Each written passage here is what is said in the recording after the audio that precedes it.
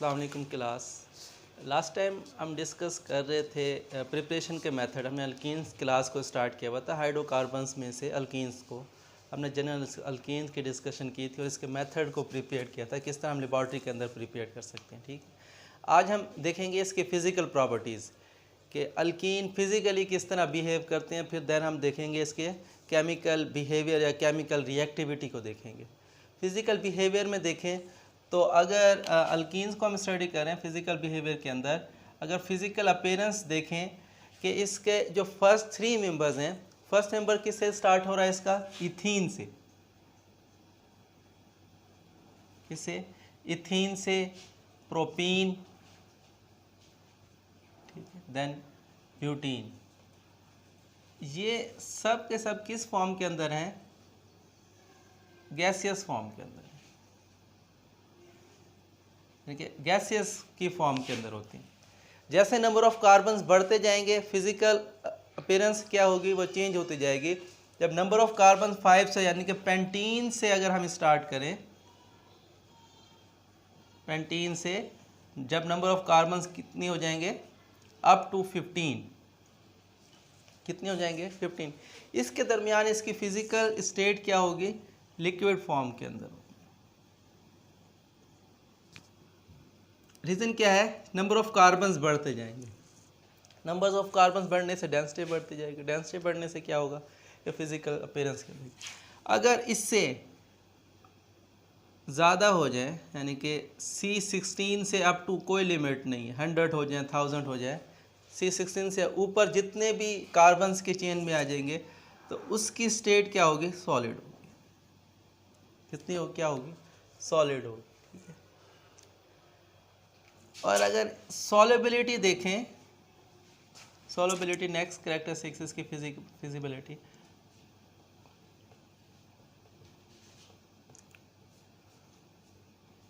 Solubility, solubility के अंदर ये लाइक डिज़ॉल्व, लाइक को डिज़ॉल्व फिनोमिना को वो करते हैं। तो ये क्या है कि वाटर के अंदर तो क्या है, ये इनसॉल्युबल होती है। वाटर के अंदर क्या है? ये इनसॉल्युबल है। लेकिन ये पोलर सॉल्वेंट है। जैसे हमारे पास अल्कोहल्स हैं, अल्कोहल्स क्या हैं? जैसे कोई भी अल्कोहल है, मेथनॉल है या प्रोपेनॉल है, ये भी पोलैरिटी शो करवाते हैं। इसके कोई पार्शियल होता है, पोलैरिटी होती है अल्कोहल्स के अंदर भी, पोलर सॉल्वेंट्स के अंदर आ जाते हैं। ये एग्जैक्ट ये पूरे हमारे पास वो नहीं है। तो अल्पोलर इसके, लेकिन पोलर सॉल्वेंट्स के अंदर जो ऐसा नहीं कि कम्प्लीटली पोलर सॉल्वेंट के अंदर ये हो जाएगा। जैसे मेथनॉल है, एथेनॉल है या प्रोपेनॉल है, इसके अंदर क्या हो जाएगा? ये डिज़ोल्व हो जाएगा। किसके अंदर? मेथनॉल के अंदर, एथेनॉल के अंदर और प्रोपेनॉल के अंदर।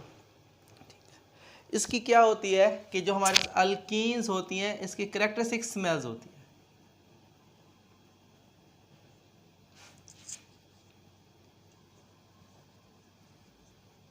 कैरेक्टरिस्टिक स्मेल्स होती है।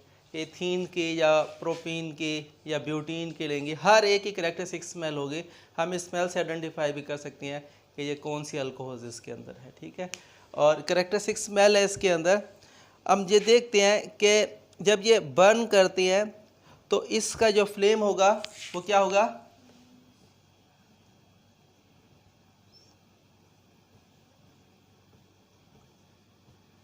ल्यूमिनियस फ्लेम होगा, यानी कि जलने वाला, कुछ कलरफुल होगा इसके अंदर। ठीक है, कैरेक्टरिस्टिक स्मेल्स के अंदर। फोर्थ के अंदर हम देख रहे हैं कि इसका जो पोलैरिटी है कि अल्केन, अब अल्केन तो क्या था? अनसैचुरेटेड था, कोई उसके अंदर पोलैरिटी नहीं थी। लेकिन एज कंपेयर टू अल्केन इसके अंदर कोई सम एक्सटेंट पोलैरिटी क्या होती है? पाई जाती है। क्या होती है? पोलर होते हैं as compare to alkanes. Alkanes के मुकाबले में ये कुछ ना कुछ क्या होते हैं? ये पोलर होते हैं सम एक्सटेंट। रीज़न क्या होती है कि जिस कार्बन्स के अलोंग डबल बॉन्ड होंगे, जिस कार्बन के अलोंग क्या होगा? डबल बॉन्ड होगा, इस कार्बन की हाइब्रिडाइजेशन क्या होगी? क्या होगी? sp2। इस sp2 हाइब्रिडाइज होने की वजह से इसके अंदर कुछ ना कुछ क्या होता है? Polarity, some extent polarity, as नहीं है कम्प्लीटली पोलर है, सम एक्सटेंट, लेकिन कुछ हद तक इसके अंदर क्या होते हैं पोलैरिटी sp2 ये बॉन्ड क्या होते हैं, ये जो इलेक्ट्रॉन्स हैं वो मूव कर रहे होते हैं एक से दूसरी तरफ है, तो कुछ ना कुछ पोलैरिटी इसके अंदर जनरेट हो रही होती है। तो ये इसकी था फिजिकल प्रॉपर्टीज़। अब देखते हैं हम इसका केमिकल प्रॉपर्टीज़ देखते हैं, केमिकल प्रॉपर्टीज़ क्या होती हैं इसकी। केमिकल रिएक्टिविटी, अब केमिकल रिएक्टिविटी के अंदर हम देखते हैं कि केमिकल रिएक्टिविटी के अंदर देखते हैं जो पाई बॉन्ड हमारे पास, ये पाई बॉन्ड अल्कीन्स के अंदर क्या होता है, एटलीस्ट 1 पाई बॉन्ड क्रिएट होता है। ये पाई बॉन्ड किस तरह जनरेट होता है या फॉर्मेशन होती है इसकी,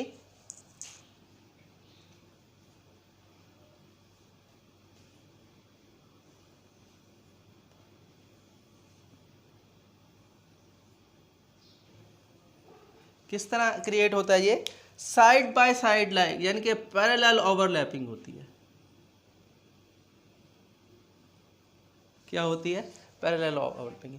दोनों तरफ से बताने का ये है कि ये हमारे पास बॉन्ड से अपर साइड पर भी हो सकता है, लोअर साइड पर भी बॉन्ड की फॉर्मेशन होती है। एक डबल बॉन्ड होगा इसके अंदर, इसका मतलब ये नहीं कि 2 डबल बॉन्ड एक है, ये फिजिक्स पॉसिबिलिटी बता रहा है या फिर ये बताता है कि यहाँ पर भी डबल बॉन्ड क्रिएट हो सकता है, यहाँ पर भी डबल बॉन्ड क्रिएट हो सकता है, दोनों यानी कि कॉर्नर्स के ऊपर होगा, जो साइड बाय साइड ओवरलैपिंग की वजह से होगा। जब ये साइड बाय साइड ओवरलैपिंग की मदद से बनते हैं, अब इस बॉन्ड की निस्बत, किस बॉन्ड की निस्बत, जो हम देख रहे हैं कि कौन सा, सिग्मा बॉन्ड। अब सिग्मा बॉन्ड किस तरह बनता है, सिग्मा बॉन्ड किस तरह बनता है, यानी कि हेड टू हेड ओवरलैपिंग होती है। और जब हेड टू हेड ओवरलैपिंग होती है तो वो बॉन्ड क्या होता है, स्ट्रॉन्ग बॉन्ड होता है। अब इसमें क्या हो रही है, साइड बाय साइड यानी कि पैरेलल ओवरलैपिंग हो रही है, और पैरेलल ओवरलैपिंग होने की वजह से ये बॉन्ड क्या है, स्ट्रॉन्ग बॉन्ड नहीं है, क्या है, एक वीक बॉन्ड होगा। यानी कि जो पाई बॉन्ड है हमारे पास, जो पाई बॉन्ड है वो क्या है, वीक बॉन्ड है as compare to sigma bond.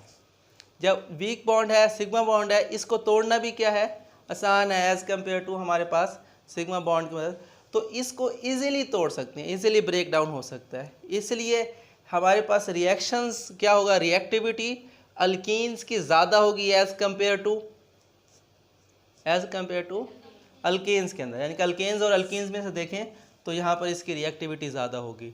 तो हमने देखा था कि अल्केन्स के लीस्ट रिएक्टिव था, कोई पोलैरिटी इसके अंदर नहीं हो रहे थे, कोई बॉन्ड नहीं होते, तो वो कौन से रिएक्शन देते थे हमारे पास, सब्स्टिट्यूशन रिएक्शन देते थे। कौन सा रिएक्शन देता था, सब्स्टिट्यूशन रिएक्शन देता था।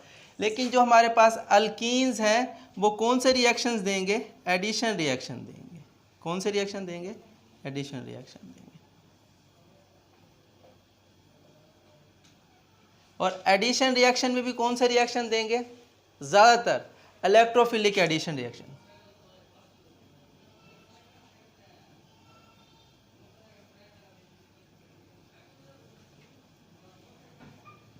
इलेक्ट्रोफिलिक एडिशन रिएक्शन देंगे। इलेक्ट्रोफिलिक क्या होता है, इलेक्ट्रोफाइल्स क्या होता है या न्यूक्लियोफाइल्स क्या होता है, इसका आइडिया है आप लोगों को कि इलेक्ट्रोफाइल्स क्या है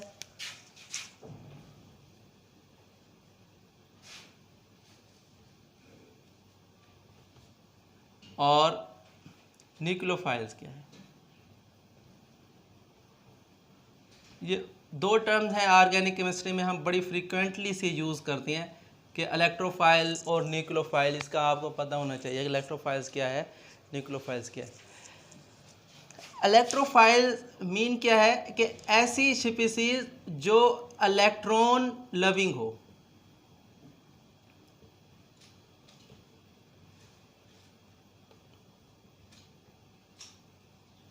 क्या हो, इलेक्ट्रॉन लविंग। और न्यूक्लियोफाइल मीन क्या होगा, जो न्यूक्लियस लविंग, ठीक है, यानी कि वो इलेक्ट्रॉन की तरफ जाना क्या करेंगे, इलेक्ट्रोफाइल्स क्या होंगे, जो इलेक्ट्रॉन की तरफ अट्रैक्ट करेंगे, ठीक है। और न्यूक्लियोफाइल्स क्या होंगे, जो न्यूक्लियस की तरफ क्या करेंगे, अट्रैक्ट करेंगे। अब इलेक्ट्रोफाइल्स कि जो इलेक्ट्रॉन की तरफ जो मूव करेंगे, इलेक्ट्रॉन की तरफ जो मूव करेंगे तो इलेक्ट्रॉन पे क्या चार्ज होता है, नेगेटिव। इसका मतलब है कि जो इलेक्ट्रॉन की तरफ मूव करेगा उस स्पीशीज पे कौन सा चार्ज होगा, पॉजिटिव, यानी कि इलेक्ट्रोफाइल्स के ऊपर क्या चार्ज होगा, या पॉजिटिव होगा या न्यूट्रल होगा, ठीक है। और न्यूक्लियोफाइल ऐसी स्पीशीज जो न्यूक्लियस लविंग है, और न्यूक्लियस पे कौन सा चार्ज होता है, पॉजिटिव। इसका मतलब है न्यूक्लियस पे पॉजिटिव चार्ज होता है और न्यूक्लियोफाइल के ऊपर कौन सा चार्ज होगा, नेगेटिव, यानी कि न्यूक्लियोफाइल पे नेगेटिव चार्ज हो सकता है या क्या होंगे, वो न्यूट्रल हो सकते हैं। ये दो टर्म्स को आपने मिक्स नहीं करा। इलेक्ट्रोफाइल्स क्या होंगे, जिनके ऊपर पॉजिटिव चार्ज होगा। अब इलेक्ट्रॉन्स क्या, इलेक्ट्रोफाइल क्या होंगे, इलेक्ट्रॉन डेफिशिएंट होंगे।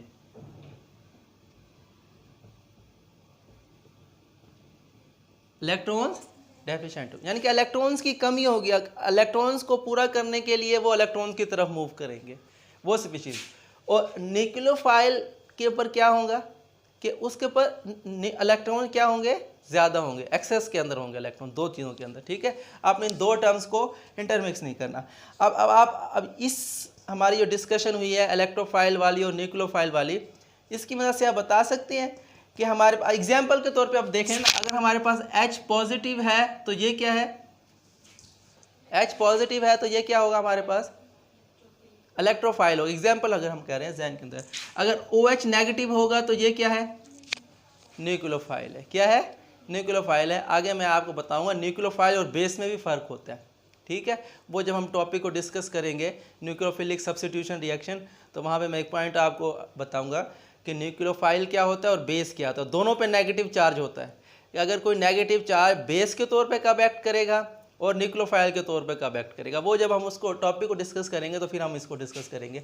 अब बता सकते हैं आप इलेक्ट्रोफाइल जब इलेक्ट्रोफिलिक एडिशन रिएक्शन के अंदर कौन से रिएक्शन होंगे, यानी कौन सी स्पीशीज़ होंगी इसके ऊपर, यानी कि पॉजिटिव चार्ज की तरफ मूव करेंगे, इसके अंदर ऐड होगा ऐसे स्पीशीज जिनके ऊपर पॉजिटिव चार्ज होगा, तो वो रिएक्शंस देंगे, ये एडिशन रिएक्शन देंगे, ठीक है। तो आगे ये था इसकी जनरल डिस्कशन के बारे में, इसकी रिएक्टिविटी क्या होती है। एक रिएक्शन हम इसका डिस्कस कर भी लेते हैं कि वो क्या है हमारे पास, पहले हम कर चुके हैं हाइड्रोजिनेशन, पढ़ा था हमने हाइड्रोजिनेशन, पहले पढ़ चुके हैं हाइड्रोजिनेशन। कहाँ पर पढ़ा था, 9th 10th में। अभी भी पढ़ा है या नहीं पढ़ा, किधर पढ़ा है, बुक में पढ़ा है। अल्केन्स के अंदर हमने पढ़ा था, प्रिपरेशन ऑफ अल्केन्स के अंदर, किसके अंदर, प्रिपरेशन होगा। बिल्कुल सेम रिएक्शन है। हाइड्रोजिनेशन का मतलब क्या है कि इसके अंदर हम हाइड्रोजन का मॉलिक्यूल, यानी कि मॉलिक्यूल की फॉर्म में हाइड्रोजन को ऐड करेंगे, किसके अंदर, अनसैचुरेटेड हाइड्रोकार्बन्स के अंदर, और किसकी मौजूदगी में, कैटालिस्ट की मौजूदगी में, कैटालिस्ट की मौजूदगी में। कैटालिस्ट कौन कौन सा यूज़ कर सकते हैं हम, प्लाटिनियम यूज़ कर सकते हैं, प्लाटिनियम यूज़ कर सकते हैं, और क्या यूज़ कर सकते हैं हम, रेन एंड निकल यूज़ कर सकते हैं। डिफरेंट था, एडम कैटालिस्ट यूज़ कर सकते हैं, प्लाटिनियम और निकल यूज़ कर सकते हैं, ठीक है। ये डिपेंड करता है कि किस कंडीशंस के अंदर है। प्लाटिनियम या प्लाटिनियम हम यूज़ करेंगे रूम टेम्परेचर के ऊपर ही हो जाएगा, लेकिन जब हम निकल यूज़ करेंगे तो टेम्परेचर को हमें क्या करना पड़ेगा, एक्सीड करना पड़ेगा, बढ़ाना पड़ेगा, ठीक है। 100 डिग्री सेल्सियस या इससे ज़्यादा 250 डिग्री सेल्सियस लिख देंगे। तो ये हाइड्रोजिनेशन है कि ये हमारे पास डबल बॉन्ड, ठीक है, इसकी हाइड्रोजिनेशन करेंगे रेन एंड निकल की मौजूदगी में, तो ये किस में कन्वर्ट हो जाएगा, सैचुरेटेड हाइड्रोकार्बन के अंदर कन्वर्ट हो जाएगा। किसके अंदर कन्वर्ट हो जाएगा, सैचुरेटेड हाइड्रोकार्बन्स के अंदर, ठीक है। ये क्या है हमारे पास, एक एक्सोथर्मिक रिएक्शन है। एक्सोथर्मिक रिएक्शंस क्या होते हैं, ऐसे रिएक्शन जिसके अंदर हीट क्या हो, इवॉल्व हो, रिलीज हो, हीट क्या हो, रिलीज हो। लेकिन हम कह रहे हैं कि यहाँ पर हम कैटलिस्ट यूज़ कर रहे हैं, वहाँ पे एनर्जी हमें रिक्वायर्ड है।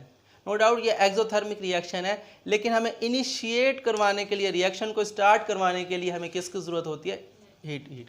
एक दफ़ा रिएक्शन स्टार्ट हो जाएगा फिर एनर्जी क्या हो जाएगी, रिलीज़ होना शुरू हो जाएगी, ठीक है। अगर इसकी कैलकुलेशंस के तौर पे कहते हैं कि अगर इसका एक डबल बॉन्ड है, इसको सिंगल बॉन्ड के अंदर कन्वर्ट करते हैं, इसके लिए हमारे पास एनर्जी जो रिलीज़ होती है वो 120 किलो जॉल पर मोल होती है, कि 120 किलो जॉल एनर्जी क्या होगी, एक बॉन्ड को, डबल बॉन्ड को सिंगल बॉन्ड के अंदर कन्वर्ट करने के लिए ये रिलीज़ होगी, ठीक है। तो ये था। निकल को हम, प्लाटिनियम को यूज़ क्यों नहीं करते, निकल को यूज़ क्यों करते हैं, ये सारा कुछ, ये सारी डिस्कशंस हम किसके अंदर, वो आपने प्रीवियस टॉपिक के अंदर हम डिस्कस कर चुके आ चुके हैं, तो डिटेल से वहाँ देख लेना। ये था हाइड्रोजनेशन के बारे में। कल हम देखेंगे एडिशन ऑफ हाइड्रोजन हैलाइड के बारे में, सल्फ्यूरिक एसिड के बारे में, और फर्दर एडिशन रिएक्शन के बारे में पढ़ेंगे। इससे रिलेटेड कोई क्वेश्चन है तो आप पूछ सकते हैं।